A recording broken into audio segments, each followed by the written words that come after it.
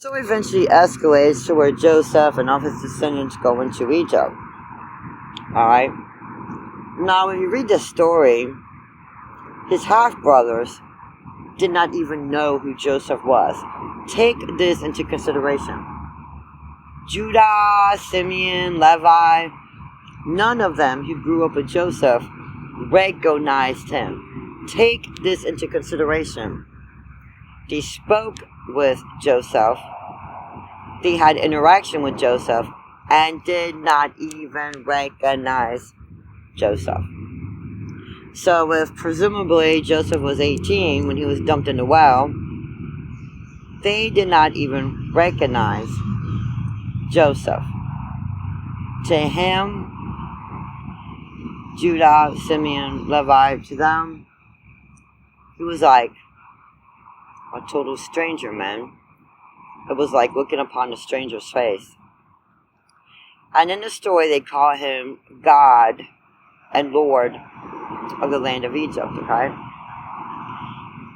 Now, like I said, as I'm telling the story, I'm showing the biblical story. I'm sorry, I'm not like a really good public speaker in this, alright? Now, each time we see Joseph crying, he turns back around and he strikes them. So in this part, he's crying and he lashes out at them by putting the silver that they gave him back into their bags.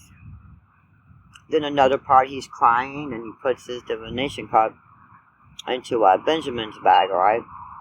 Then he's crying and he serves them food, but they're not allowed to eat with him and they're not allowed to sit at the same table as him.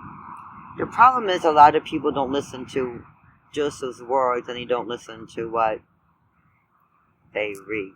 They think Joseph's crying because he's happy to see them. No, man, Joseph was crying because he saw them as a family. And he was really upset because he knew he'd been ousted out of the family. Joseph was ousted out of the family. He was no longer a part of that family. Alright?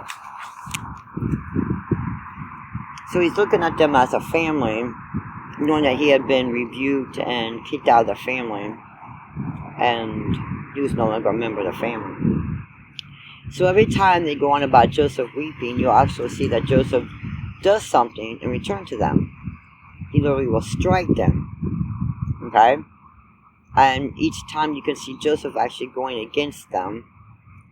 It wasn't no family reunion going on up in here that was like rejoicing and oh my gosh, you're still alive and oh my gosh, we're so happy to see you type thing. Okay?